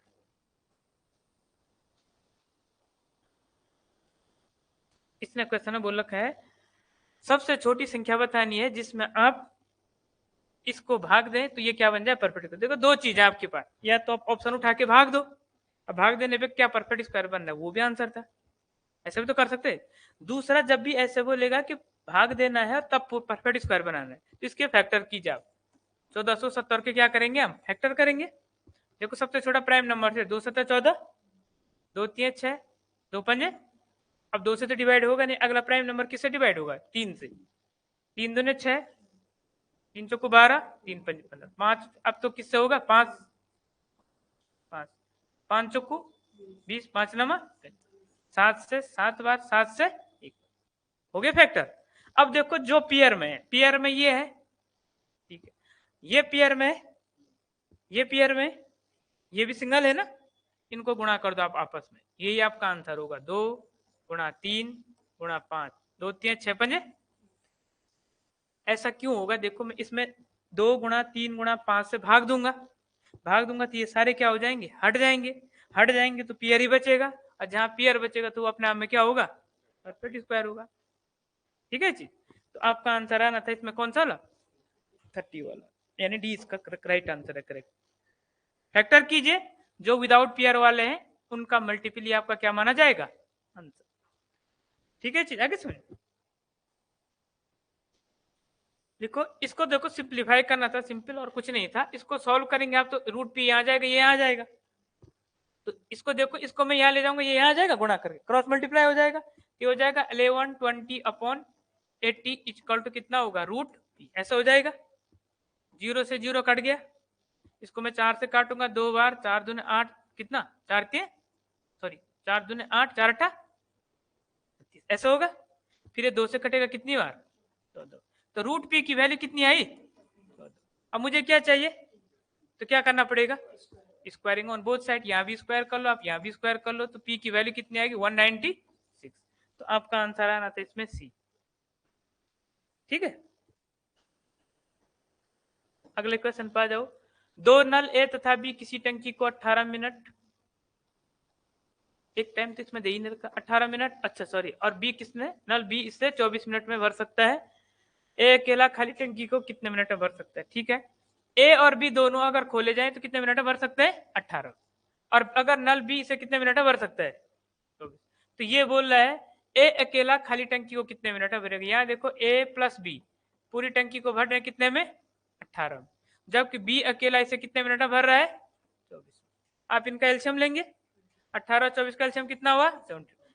पूरी टंकी की कैपेसिटी कितनी है, 72 यूनिट, 18 का भाग में कितनी बार जाएगा, 24 का भाग 3, इसको हटा दो। इसका मतलब ये हुआ पूरी टंकी 72 यूनिट की है, दोनों पाइप खुलेंगे तो कितना यूनिट पानी डालेंगे, 4, और सिर्फ बी खुलेगा तो कितना यूनिट पानी डालेगा, 3। अब आप बताओ जब दोनों खुल रहे हैं तो 4 यूनिट पानी, अब बी खुला तो कितना यूनिट पानी, तो इसमें से ए कितना यूनिट पानी डाला होगा, ए कितना यूनिट पानी डाला, 1, दोनों ने 4 यूनिट डाला, अकेला बी का कितना यूनिट है, तो 3 जब बी का है तो इसमें ए का कितना हुआ, बी 1 मिनट में 1 यूनिट पानी डालेगा। अब पूरी टंकी कितने की है, तो 72 यूनिट पानी डालने में उसको कितना टाइम लगेगा, डिवाइड बाय 2, यानी कितने 72 आवर। इसमें आंसर सीधे क्या था आपका, 72।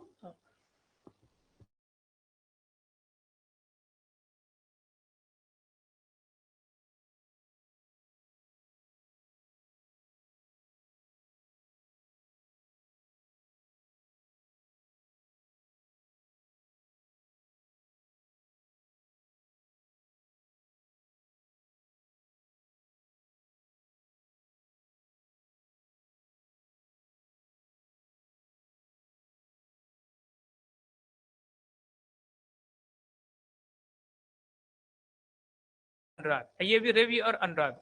आप बताओ इसमें रवि की इनकम कितनी है, अगर अनुराग की कितनी है, 4। खर्चा, रवि की इनकम है 5 यूनिट और रवि का खर्चा कितना यूनिट, 4। अनुराग की इनकम है 4 अनुराग का खर्चा कितना है 3। बचत कैसे निकलती है, इनकम माइनस खर्चा। अगर यहां से देखेंगे इसकी इनकम में से खर्चा माइनस करेंगे कितना आएगा 1, इसकी इनकम में से भी खर्चा माइनस करेंगे कितना आएगा 1, बराबर आ रहा है। और इसने बोला कि दोनों की बचत कितनी है, इसका मतलब ये 1 यूनिट कितनी है 1200, तो 1 यूनिट की वैल्यू कितनी है आपकी 1200।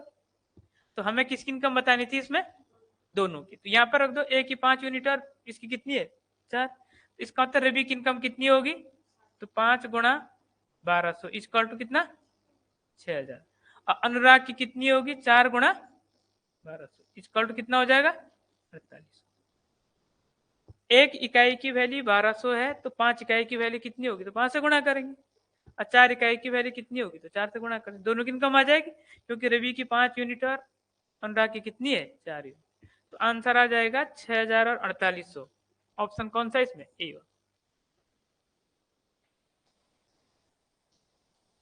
अगला क्वेश्चन देखिए, कुछ व्यक्ति एक कार्य को 12 दिन में करते हैं। देखो यूनिटरी मेथड का क्वेश्चन है, इससे दुगने व्यक्ति इससे आधे कार्य को कितने दिन में करें। देखो इसमें व्यक्ति भी मेंशन है, दिन भी मेंशन और कार्य भी मेंशन है, यानी आप बोलेंगे इसमें मैन है, डेज है और दिन कितने हैं पहले 12, ये स्पष्ट है, दिन तो 12 है। फिर वो बाद में क्या बोल रहा है, इससे दुगने व्यक्ति, इससे दुगने व्यक्ति का मतलब पहले व्यक्ति कितने रहे होंगे 1, अब बाद में कितने हो गए दुगने, इससे डिसाइड हुआ। फिर इसने क्या कहा, आधे कार्य को, यानी वर्क भी मेंशन है, तो अब वाला कार्य आधा है तो इसका मतलब पहले वाला कार्य क्या मान लो अब, तो अभी आधा हो गया तो कितना, कितने दिन में करेंगे, यही है ना। फॉर्मूला क्या लगेगा, m1 d1 t1 upon w1 वाला, तो यहाँ पे m1 कितना है 1, d1 कितना है 12, नीचे क्या आएगा w1 की जो क्या आएगा 2, इक्वल टू m2 कितना है 2, d2 कितना आएगा d2 आएगा नीचे 1।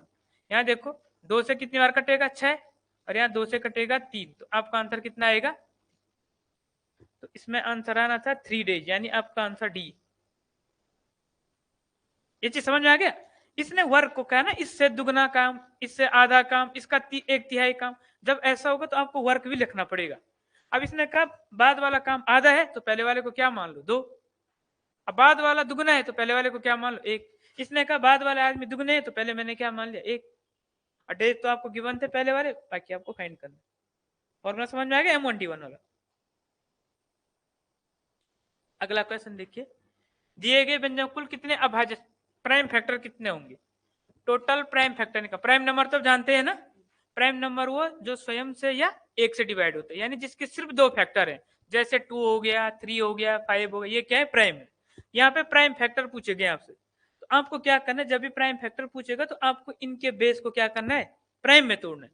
तो इनके बेस को प्राइम में तोड़ेंगे तो 4 को प्राइम नंबर में कैसे तोड़ेंगे आप, 2 इंटू 2 दूने 4 ही होता, 2 क्या है प्राइम नंबर है, इसकी पावर कितनी है 11, इंटू 14 को क्या लिखेंगे आप, इसकी पावर कितनी है 5, 11 तो प्राइम ऑलरेडी है तो 11 की पावर कितनी होगी 2। अब मैं देखो यहाँ अलग अलग लिखूंगा, लेकिन अब लिखने की जरूरत है, आप लोग समझ गए। तो ये 11 कितनी बार आएगा, इसके ऊपर भी और इसके ऊपर, तो 11 और 11 जुड़ के कितना हो जाएगा, यहाँ से कितने फैक्टर बनेंगे, इसमें 5 कितनी बार आएगा 2 बार, इसके ऊपर भी 5 आएगा और इसके ऊपर भी 5, 5 और 5 10, यहाँ से 10, और यहाँ पे 11 कितनी बार है 2, यही टोटल प्राइम फैक्टर है, जोड़ दो 22 और 10 32 और 2 34, तो total number of prime factor 34 है। ये चीज समझ गए, ये पूरा विस्तार तो नहीं करना है, ये 11 इसके ऊपर भी रहेगा 11 इसके ऊपर भी, तो 11 और 11 जुड़ के कितना 22, ये 5 इसके ऊपर भी इसके ऊपर है, तो 5 और 5 कितने निकले ऐसे 10, यहाँ पे तो एक 11 है जिसके ऊपर कितना है 2, सबको जोड़ेंगे तो नंबर ऑफ प्राइम फैक्टर, तो आपका आंसर। अगला क्वेश्चन है, कौन सी संख्या 45 से विभाजित है। देखो डिविजिबिलिटी का रूल है, आप लोगों ने इसको डिवाइड करना शुरू कर दिया होगा। 45 के को प्राइम फैक्टर कीजिए, 45 से डिवाइड होना चाहिए ना, तो 45 के को प्राइम फैक्टर होते हैं 5 गुणा 9, जो संख्या 5 और 9 दोनों से डिवाइड होगी वही किससे डिवाइड होगी 45 से। तो सबसे पहले 5 का रूल लगाओ, 5 का रूल वो होता है जिसका लास्ट डिजिट क्या होता है 0 या 5, तो यहाँ पे 0 और 5 तो सब में है, इसका मतलब 5 से सारी डिवाइड हो रही है, तो 5 का रूल तो लगाना ही नहीं है। अब किसका लगाना है 9, 9 का डिविजिबिलिटी का रूल ये बोलता है कि अंकों का योग अगर 9 से डिवाइड हुआ तो संख्या भी किससे डिवाइड होगी 9 से। Sum of all digit is completely divisible by 9, when the all number is completely divisible by 9, तो कंप्लीट डिवाइड होगा 9 से। अब चेक करते हैं 9 का रूल, देखो 6 और 2 8 और 2 10 और 9 19, 19 और 4 और 23 और 5 कितना होता है? क्या 28 में 9 का भाग जाता है? इसमें भी नहीं जाएगा। 6 और 2 8, 8 और 2 10, 9 19, 19 और 3 22 और 5 क्या 27 में 9 का भाग जाता है? जाता है ना। इस संख्या में पूरी में किसका भाग जाएगा? 9 का। और जब 9 का जाएगा तो 5 का भी जा रहा है और इसमें फिर 45 का भी चले जाएगा। यस, इसको को प्राइम में ही तोड़ना है। ठीक है, को प्राइम में तो टूट ही जाएंगे, छोटे छोटे फैक्टर बनाएंगे आप। ठीक है, रूल। तो इसका आंसर आपका बी हो जाएगा। इसको ऐसे ही चेक करना है। ठीक है, अकॉर्डिंग टू रूल। अगला क्वेश्चन देखो, यहाँ पे देखो तो सिंपल क्वेश्चन है, थोड़ा बहुत स्क्वायर पता हो, इसको यहाँ से एलिमिनेट करते जाओ रूट को। 169 किसका होता है? ये रूट हटेगा तो कितना आएगा? 13। 13 जुड़ जाएगा 108 में, ये रूट हट के इसके अंदर आ जाएगा तो 121 बन जाएगी इसकी वैल्यू। और 121 किसका होता है? ये हटेगा, यहाँ से आएगा 11। अब 11 38 में जुड़ेगा तो इसकी वैल्यू कितनी बनेगी? 49। अब 49 से ये वाला रूट हटेगा तो कितना आएगा? 7। 7 जुड़ेगा 57 में तो कितना होगा? 64। और 64 से ये रूट हटेगा कितना आएगा? 8। अब 8 और 8 जुड़ के कितना होगा? 16। अब लास्ट वाला रूट रहेगा, यहाँ से हटेगा तो कितना आएगा? आंसर आपका। ठीक है, आगे जी समझ। अगला क्वेश्चन, निम्न में से कौन सी संपूर्ण सम क्या है? परफेक्ट नंबर क्या है? देखो, परफेक्ट नंबर वो नंबर होता है जिसके आप सारे पॉसिबल फैक्टर कीजिए और उसको छोड़ करके उसके सारे फैक्टरों का योग अगर उस संख्या के बराबर होता है तो वही परफेक्ट नंबर है। मैंने क्या बोला? कोई भी संख्या है ना, उसके आप फैक्टर कीजिए, सारे पॉसिबल फैक्टर, उन फैक्टरों में से उस स्वयं उस संख्या को हटा दो, बाकी के फैक्टरों का योग उसी के बराबर हुआ, उसको बोलते हैं संपूर्ण संख्या। उदाहरण के लिए 4 को चेक करते हैं, इस 4 के फैक्टर कीजिए आप। 4 के फैक्टर क्या क्या होंगे? इस 4 में किस किस का भाग जा रहा है? 1 का, 2 का और 4 का। स्वयं उस संख्या को तो छोड़ देना है, बाकी 2 और 1 कितना हो रहा है? क्या 3 इस 4 के बराबर आ रहा है? नहीं आया ना, तो ये परफेक्ट नंबर नहीं है। अब 6 को चेक करते हैं, 6 के फैक्टर कीजिए। 6 में 1 का भाग जाता है, एक 2 का भाग जाता है, एक 3 का भाग जाता है और एक किसका जाता है? स्वयं। स्वयं तो लेना ही नहीं है। अब इनको जोड़ो, 3 और 2 और 1 इसी के बराबर है, नहीं है? यही परफेक्ट नंबर है। ठीक हो गया, तो परफेक्ट नंबर है 6। और एक चीज ध्यान रखना, 1 से 100 तक अगर बात करूं मैं 1 to 100 की, 1 से 100 के बीच परफेक्ट नंबर 2 ही है। एक आपका क्या है? 6 है और एक आपका क्या है? 28 है, एक 28 है। 28 कैसे? यहाँ देखो, मैं 28 के बता रहा हूं आपको। आप 28 के फैक्टर कीजिए। 28 में 1 का भाग जाएगा, 2 का जाएगा, 4 का जाएगा, 7 का जाएगा और 14 का जाएगा, और एक तो स्वयं है, स्वयं वाला नहीं लेना है ना। तो अब बाकी देखो, इनको जोड़ो, कितना है? 3 7 14 और 14, इनका सम 28 है, नहीं है? उसी संख्या के बराबर, इसलिए ये भी क्या है? परफेक्ट। लेकिन इसमें तो ऑप्शन 28 नहीं था ना, इसमें क्या ऑप्शन था? क्या आपका? 6। तो इसलिए आपका आंसर क्या आएगा? ठीक है, तो राइट आंसर आपका बी है। अगला क्वेश्चन पर जाओ। ए तथा बी किसी टंकी को क्रमशः 15 मिनट और 20 मिनट में भर सकते हैं। देखो, पाइप ए इसको भर सकता है 15 मिनट में, बी इसको भर सकता है 20 मिनट में। यदि दोनों पाइपों को एक साथ खोल दिया जाए तो ठीक कितने मिनट के बाद पाइप ए को मुझे बंद कर देना चाहिए कि पूरी टंकी कितने मिनट में भरे?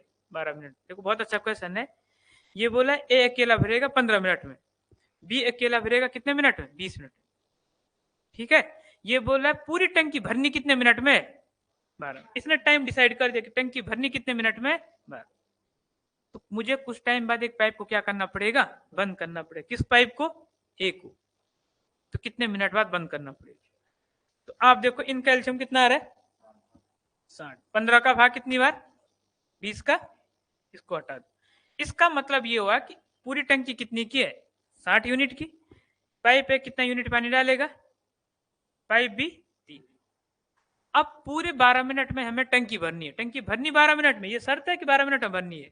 हमें ये नहीं निकालना कितने मिनट में भरना, भरना तो 12 मिनट में। लेकिन हमें बंद किसको करना है? तो आप ये बताओ वो पूरा 12 मिनट खुला कौन रहेगा?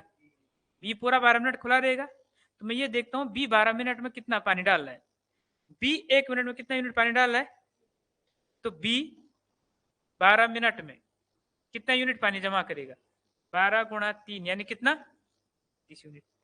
इस 60 यूनिट में से 36 यूनिट तो उसमें किसने डाला, बी ने। बचा हुआ कितना है, ये 24 यूनिट पानी किसने डाला होगा, ए ने। इतना ही डाला होगा, फिर बंद हुआ होगा। तो 1 मिनट में कितना यूनिट पानी डाला है, उसने 24 यूनिट कितने में डाला होगा, डिवाइड बाई 4 यानी कितने में 6। तो उसने 6 मिनट में 24 यूनिट पानी डाला होगा, उसके बाद उसको क्या कर दिया होगा, बंद। तो कितने मिनट बाद बंद हुआ होगा, आपका आंसर क्या ना इसमें। अच्छा क्वेश्चन था ये, ठीक है, क्योंकि इसमें टाइम ऑलरेडी की बंद था ना। आगे समझ में। अगला क्वेश्चन है 280 के कुल कितने फैक्टर होंगे, टोटल फैक्टर बताने 280 के। आप इसके फैक्टर कीजिए प्राइम नंबर से, 2 से 2 ही कम 2 कितनी बार, 2 से कितनी बार 70, 2 से 35, फिर 5 से 7 और 7 से 1। देखो टोटल फैक्टर पूछा है, प्राइम नहीं पूछा। अगर बोलते इसके कितने प्राइम फैक्टर है तो आप गिनते 1 2 3 4 और 5, आप 5 आंसर देते। इसमें 5 भी था ऑप्शन में देखो, लेकिन प्राइम नहीं पूछा, क्या पूछा है टोटल। तो टोटल फैक्टर पूछेगा तो इसको ऐसे लिखना, 2 कितनी बार है, तो मैं इसको क्या लिख सकता हूँ, 2 की पावर 3 लिख सकता हूँ।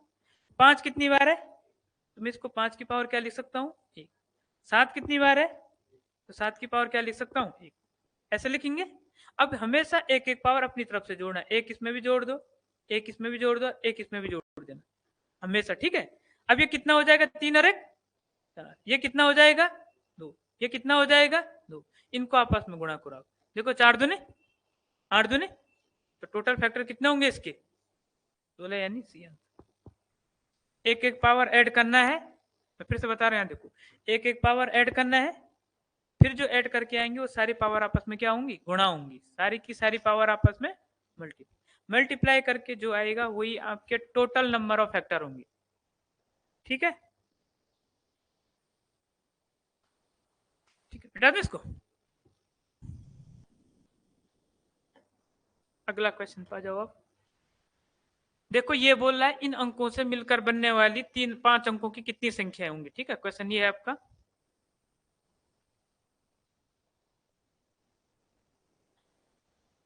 अंक है 3 6 0 4 और 1 से मिलकर 5 अंकों की संख्या बनानी। तो 5 डिजिट का नंबर बनाएंगे आप, तो 5 डिजिट आएंगी।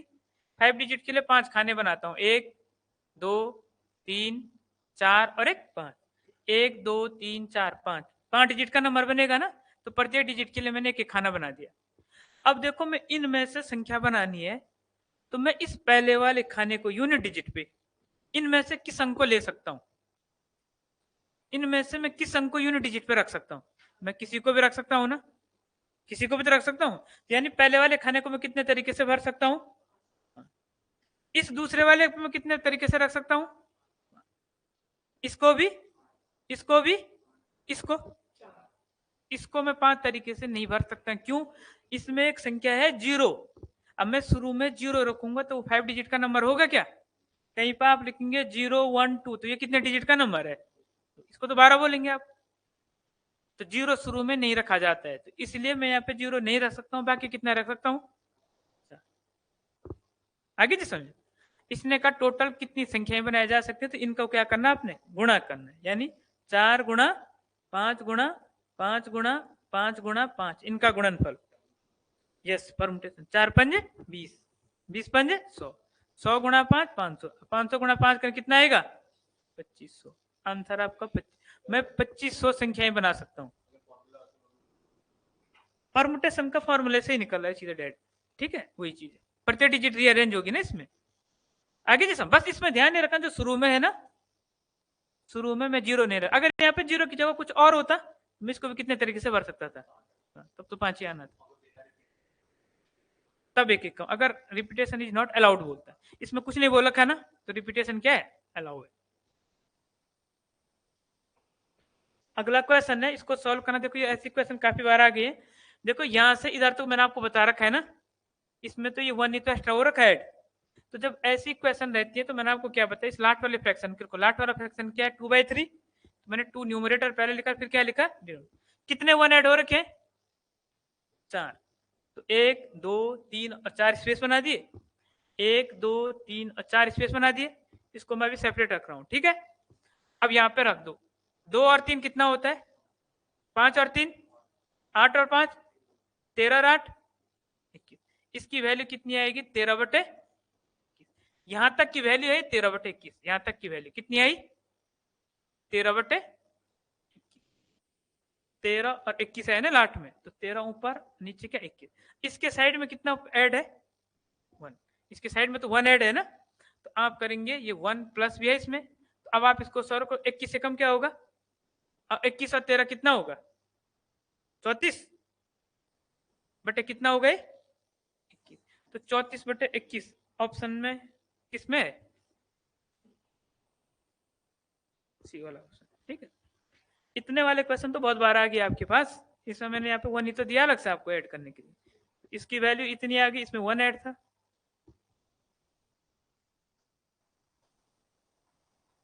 अगला क्वेश्चन देखो, इसमें ये बोल रहा है कि ये किससे डिवाइड होगा, इनमें से डिवाइड किससे होगा। तो मैं क्या कर सकता हूँ इसमें, यहाँ देखो, मैं इसमें से 4 की पावर 61 कॉमन ले सकता हूँ बाहर। इसमें यहाँ देखो, इसमें मैं 4 की पावर 61 बाहर कॉमन लूंगा, 4 की पावर 61। अंदर क्या बचेगा? यहाँ पे 1। इसमें कितना बचेगा? 4 की पावर 1। इसमें कितना बचेगा? 4 की पावर 2। इसमें कितना बचेगा? 4 की पावर 3। मैंने इनमें से 4 की पावर 61 सब में से कॉमन ले लिया, तो यहाँ तो 4 की पावर 61 बाहर आ गया, तो यहाँ पे तो एक ही बचेगा। इसमें से 61 पावर बाहर आ गई तो कितनी पावर रहेगी? 1। इसमें से 61 बाहर आ गई तो कितनी पावर रहेगी? 2। इसमें से 61 बाहर आ गई तो कितनी पावर रहेगी? 3। मैं सॉल्व करूंगा, 4 की पावर 61 ऐसे रखो, ये तो 1 हो गया, 4 हो गया, 4 का स्क्वायर 16 हो गया, 4 का क्यूब 64 हो गया। कितना हो गया? 4 की पावर 61, ठीक है, जोड़ो 5 और 16 21, 21 और 64 कितना होता है? 80। ऐसे हो जाएगा। अब ऑप्शन भी देखने, अभी पता लग रहा है किससे डिवाइड होगा, कुछ पता नहीं चल रहा है। अब मैं इसको ये कर सकता हूँ, 4 की पावर 61 को 4 की पावर 60 गुणा 4 लिख सकता हूँ, कोई फर्क पड़ेगा? एक ही बात है, इंटू 85। अब ये हो जाएगा 4 की पावर 60 इंटू 4 का गुणा करो, 4 पंजे 20, 4 अट्ठा 32 और 2 34। अब इसमें मैं भाग दूंगा तो किससे डिवाइड होगा? इसके एंड में क्या आ रहा है? 0। 0 है तो किससे डिवाइड होगा? 10 से। आंसर क्या आएगा मेरा? ठीक है, इसका आंसर बी है। ठीक हो गया चीजें। अब यहाँ पे भी देखते जाना, कभी कभी आपको यहीं से ऑप्शन मिल जाएगा। ये लास्ट वाला स्टेप देखो, ये आया 4 की पावर 61 इंटू 85, इतना आ गया। अभी मुझे यहाँ से पता नहीं लग रहा है किससे डिवाइड हो, किसी से पता लग रहा है? अब अगर यहाँ पे ऑप्शन में 5 दिया होता तो मैं किसको आंसर कर लेता? 5। 5 तो है नहीं, 5 से डिवाइड हो जाता है। फिर मैंने इस 4 की पावर 61 को क्या लिखा? 4 की पावर इंटू 4 की पावर अलग अलग से आ गया, इंटू 85। इन दोनों को गुणा किया तो कितना है? 300। अब इस 340 में देखो 0 है ना, इसमें किससे डिवाइड हो गई? ठीक है। अगला क्वेश्चन देखो, 3 लकड़ी के सहतीर हैं, लकड़ी के गुटके, ठीक है, 3 लकड़ी के सहतीर हैं जो क्रमशः 36 मीटर, 54 मीटर और 63 मीटर लंबे। इन्हें बराबर लंबाई के छोटे छोटे गुटकों में काटना है, तो प्रत्येक गुटके की अधिकतम लंबाई कितनी होगी? यानी बराबर नाप के होने चाहिए। देखो, किसी भी चीज को कभी बांटना होगा, ठीक है, या इसको मापना होगा, तो उसके लिए हमेशा क्या लेते हैं? एचसीएफ। तो वो उनका एचसीएफ होगा, यानी 36, 54 और 63 का आप क्या लेंगे? एचसीएफ। एचसीएफ लेना आ जाएगा ना सबको। तो कौन सी संख्या जो इन सबको डिवाइड करेगी? 9। देखो 9 का भाग इसमें भी जाएगा, इसमें भी जाएगा, इसमें सबसे बड़ी संख्या क्या है? 9। तो इनका एचसीएफ कितना हो गया आपका? 9 हो गया। तो सीधा आपका आंसर आएगा 9 मीटर। ये ध्यान में रखना है, ऐसा क्वेश्चन ज्यादातर पूछता है। कोई भी चीज डिवाइड करनी हो, मापनी हो, नापनी हो, उसके लिए क्या होता है? एचसीएफ। वो बड़ी से बड़ी माप हमेशा क्या होगी उसकी? HCF value. और देखो, एचसीएफ निकालने की भी जरूरत नहीं है आपको, तो टाइम जल्दी करना है आपको। एक ही नजर में लग रहा है सबसे बड़ा ऑप्शन भी था आपके पास, इनमें कौन सी संख्या जो इन सबको डिवाइड करेगी? वो 9 है। आपने 9 पे टिक करना था, सीधे आगे। ये हैबिट अभी से बनानी है यहीं से, ठीक है। अगला क्वेश्चन इसमें,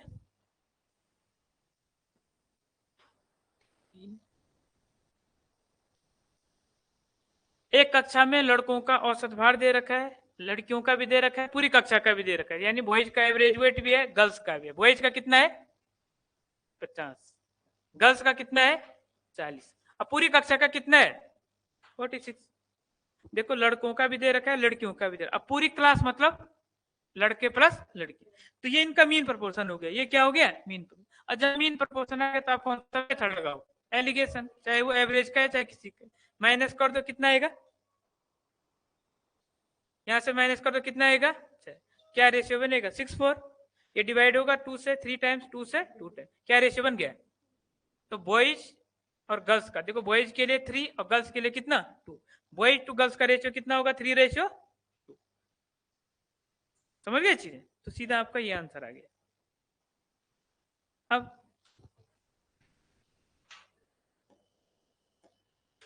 नेक्स्ट क्वेश्चन देखिए, लास्ट क्वेश्चन, एबीसी का वेतन क्रम। तो यहाँ पे देखो एबीसी का जो वेतन है, उनके वेतन का रेशियो है 2:3:5।